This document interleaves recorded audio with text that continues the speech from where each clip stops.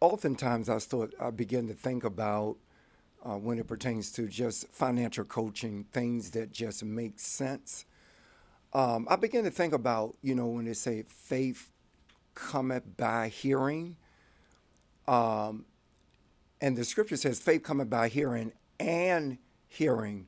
So that says to me, if I just continue to hear something, it may be something negative that I may hear, something that if I hear it long enough, it may really begin to affect me in a negative way. So that's why it's so important who you hang around.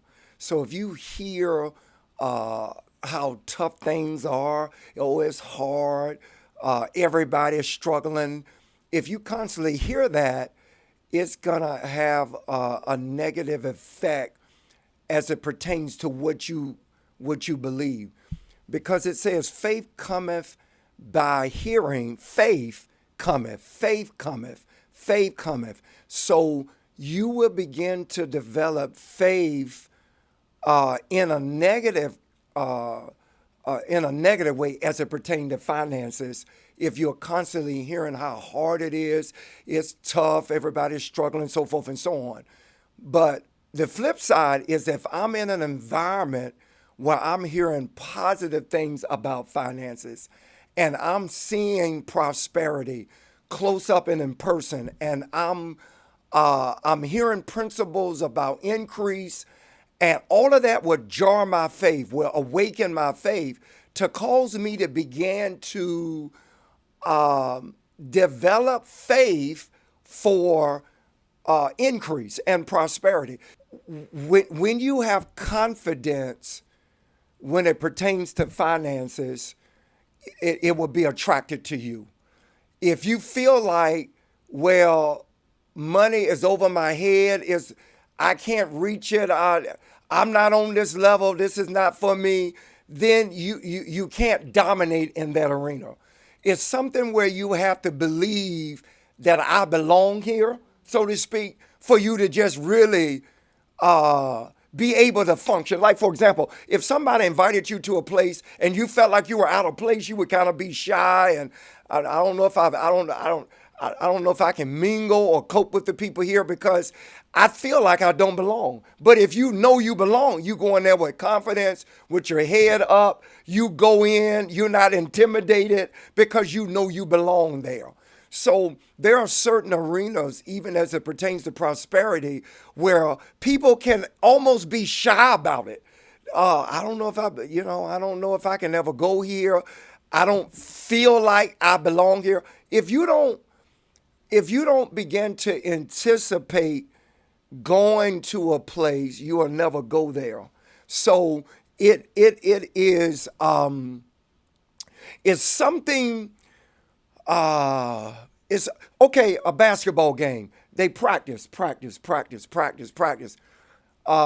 may practice 5 days and then they play once a week. But they practice 5 days and then they play once. So I think we have to think about this. Faith cometh by hearing. What we continue to hear, what we continue to practice, it affects what we believe. You can sit down and meditate of how you believe your future should be financially. If that's dull, if it's hard, if it's, oh my God, I don't, man, it's going to be tough. Well, the person is already dreaming up their future is going to be hard financially. So they have faith for a hard future financially. They are contemplating that. They believe that. That's faith.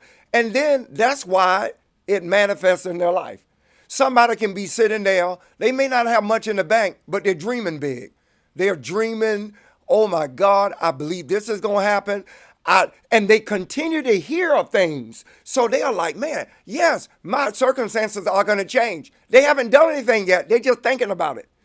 And because they are thinking about it, they are developing faith. I'm coming out. I need to do this step, that step, but I'm sure it can happen. And it's going to happen for me. So that person is on their way because they believe it's going to happen.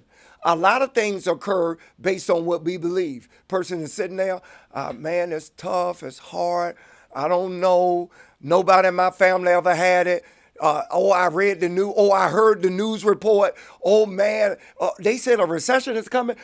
So they have faith for that. So that's why they're gonna always be down. But then several years ago, even in the middle of a recession around 2012, church got out of debt. Apostle Thompson taught us we're not going to participate. Yeah, the recession is coming, but we're not going to participate. So we already made up our mind. We're not participating. So in the midst of that, instead of our church going down, we got out of debt. 1.6 million in 3 months and 1 week to pay the church off. So because before the recession came, we said we're not participating. We know it's coming, but it won't pull us down. We're going to be on top of it. So we prepared, we trained to win. We prepared ourselves to be successful, and that's why we did it. So now COVID, people know all about COVID.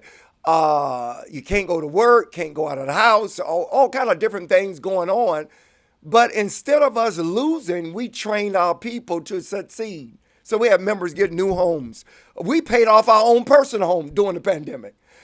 Even before anniversary, I remember the anniversary, we were going to have a parade. We couldn't gather all those people, so we're going to have a parade. People were fired up. We're going to pay Bishop's house off. Well, I said it's too late. It's already paid for.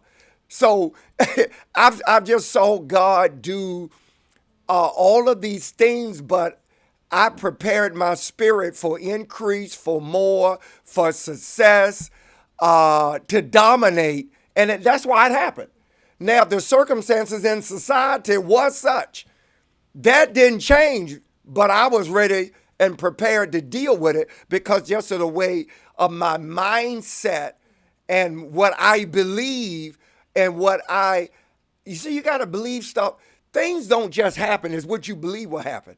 If you believe it, you will attract what you believe will happen. So I prepared myself to be successful. So when it was time for me to be successful, I was successful because I rehearsed it. Like the basketball players, I talked about before. They rehearse, practice, didn't play a game. Practice, didn't play a game. Notice you practice more than you play.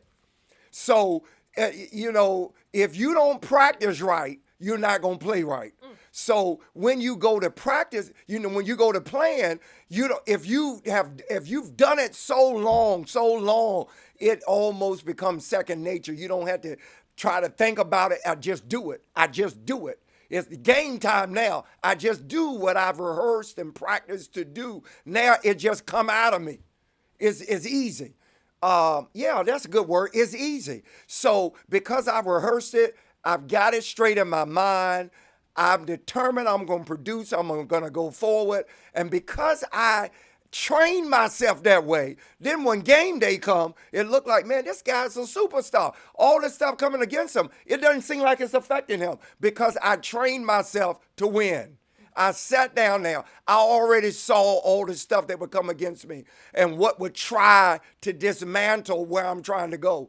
And then I determined, you know what? I won so many times ahead of time until it's easy for me to believe I can win today because I already did it. I already rehearsed it. I already saw it. I didn't dream it and lay down. I got up and did it. So some people dream with their eyes closed. I dream with my eyes wide open. And so I'm able to just go forward and go forward. People, how do you do this? Because I train, I sit down, I meditate. I get it in me. I know. I'm expecting certain things to be a certain way and it line up every time. But I rehearsed it. A lot of people can't deal with when something goes wrong or something goes negative. But when you really, when it's become a part of you, you know it can't stop you. You just know that you're going to be successful. And I'll say this too. We've learned from Apostle Thompson, money cometh. And then we also learned the money just keep on coming. And the money just keep on coming. We learned that. It's kind of hard to explain. But once you get into a flow, it don't stop. I often say it like this, it just get gooder and gooder. It just keep coming and keep coming. I remember when we were paying the home off, And I shared at the dining room table. We were eating dinner, and I said, it's basically done. My kids, they look, they said, huh? They like, it's done.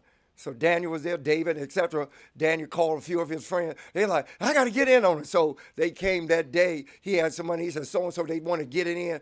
Can they get it? Can they get it in? I said, oh yeah, we can still got a little bit of room where we can get it in. But I think my family was fascinated to know that it's already here right now. It's done. Not, it ain't gonna take 2 more months. It ain't gonna take, oh, it's done like right now. What if they were even shocked? And to be honest, as I went through it, it just stuff happened so fast. It's like a cumulative effect where it started happening. You just don't, when you go to the grocery store, here's a good analogy. You go to the grocery store. First time I went to the grocery store, I was used to being up around mom and dad, never had to buy anything. Went to the grocery store for the first time. My mom and dad gave us the meat and the other different things, so we didn't have to buy anything that costs a lot. I got in that store and we just got little stuff to go with the major stuff. And I remember that first bill, I was shocked. I thought the lady was playing when she said it.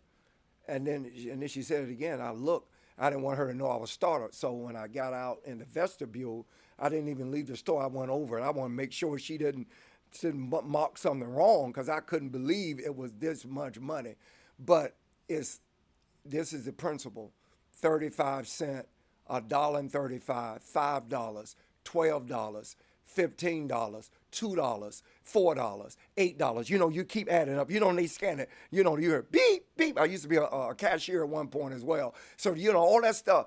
It's not one item, but all of them combined. That's how it just keep climbing, climbing, climbing, climbing. And then you're like, how in the world they get to this much? But then you look at y'all, I'm sure the audience has dealt with those kind of things too. You got there and like, there's no way in where they got to be joking. They playing. But it's all that stuff you got. You looking around like, hold up, what? All that. But it's all of those things collectively that cause that bill to go up that high. Likewise, on the flip side, money is attracted to money. Increase is attracted to increase. And so when it starts flowing, it bring more increase, bring more increase with it. And I've seen that happen. That's where, and the money just keep on coming. So you're like, well, I got this. I know that's coming in. But then it just keep on coming. And then it just keep on coming. And then it just keep on coming. And then we even see it a few Wednesdays ago during pastoral anniversary. I mean, people see stuff flowing, then everybody want to get in on it, and it's just going and going. Even after Wednesday, even today was Wednesday, and then we went another Wednesday past that. It's still coming in. Even today, if I could tell you what the total is right now, you'd probably fall out your chair. It's still coming in right now. You see what I'm saying? So it's just like I've been on one side where it's going out and I'm shocked. But it's the flip side is also true. When it's coming in, it'll knock you off your rocker because you're like, my God, it just keep coming. It just keep coming and keep coming. And when you're looking at honestly, every time I went to pay something off, I had faith. I dreamed about it. I thought about it. I meditated on it. And but it happened quicker than what I thought. I had one guy, I was just sharing with him. I was just sharing with him what was going on. He was like, one guy said, Pastor Sanders at one point, he said, I'm gonna make a U-turn. I'm going back to the bank. We're gonna send this overnight, Bishop. It'll be there. Make sure we get in on it. Another time, thinking about a gentleman, Sean Russell, I was just telling him what was going on. And he said, Bishop, you still at home? He came over there. He was drunk in the spirit. He drunk, laughing, got a check in his hand, giggling. And I'm like, he said, I don't want to bother you. He was just still, hilarious. But God said he loves a cheerful giver or a hilarious giver. And he gave that seed. He was still laughing, just jubilant, just overwhelmed because he saw this thing is flowing. So he got in on it before I came that Sunday to tell the congregation the house already paid for. He slipped that seed in there. And he said, "Bitch, you go get it." I said, yeah, I'll get it in. So it's just certain principles that I've learned about finances. So, in this nugget that I'm just sharing this financial coaching here, the way you think about money will have a whole lot to do with how money will treat you. So if you're around a whole lot of negativity as it pertains to finances, you're going to have a hard way to go. You better watch who you hang around. You better watch who you let. Well, I don't believe that. Well, why you keep listening to it? If you keep hearing it and it's negative and it's not right, it's going to affect you. Notice, faith cometh by hearing. That's how you get it. So if you keep hearing bad stuff, you're going to develop faith for it. But if you keep hearing good stuff, you're going to sit around and believe this is going to happen for me.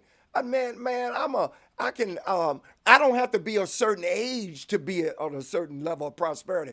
It can happen for me. I can do it. I can go forward. So if you rehearse that, get it in your mind. I've often said this: manifestation begins in the mind. Do you know you can become a millionaire on the inside, and then you'll become one on the outside? Oh, but the reverse is true. If you are broke on the inside, you're gonna be broke on the outside. And so, years before I became a millionaire, and then thank God now I'm a multi-millionaire, I told Cometh, I said and told her, I said I see it. Even before we hit millionaire status, I said I see it writing on the wall. I see it's coming. It's right here. It's gonna come right here, and then we're gonna be a multi-millionaire. We were sitting down talking about this before we were ever there. Notice we weren't talking about we're going to be broke, but we were talking about we're going to be a millionaire. We see it. We're going to bless a lot of people. We're going to be able to do this. We're going to be able to do that. And then once we hit there, it's not going to stop. Then we're going to go. Then we're going to be a multimillionaire. So we sitting down talking about it. House wasn't paid off. Didn't have this in order. Didn't have all of that. But we could see it. We could see it afar off. It's almost like Abraham after Lot was separated from him, and the Bible says the Lord said to Abram, "Look from the place where you are, northward, southward, eastward, westward, as far as you can see." And so, a lot of people, where they miss it, they keep looking at where they are instead of looking from where they are to see where they're going. And so I'm sitting there now, I'm motivated, man, because I can see it. This thing is going to happen. I'm not looking at where I am because I'm not going to stay here. But I'm looking to see what's in my future, how God has set certain things up. One of the things that catapulted, if I'm pronouncing that right, us to pay our home off, we paid off God's house. My family, $65,000, somewhere in the 60-some thousand dollars. I'm trying to remember the amount that we sold. Think about 65,000. First rally, we sold it. Lord put it back in the bank. Second rally, sold it. Your Lord put it back in the bank. Third rally, fourth rally. All together, $65,000 to help pay off his house. And we have a motto, from God's house to my house. I believe that's where that acceleration, where that seed came to pay our house off, because we pushed to pay God's house off. So it's just, so anyway, I just wanted to take time just to, certain things that was kind of in my spirit. You got to be careful what you're hearing. Faith cometh by hearing, and whatever you develop faith for, you're going to attract it to your life. Amen.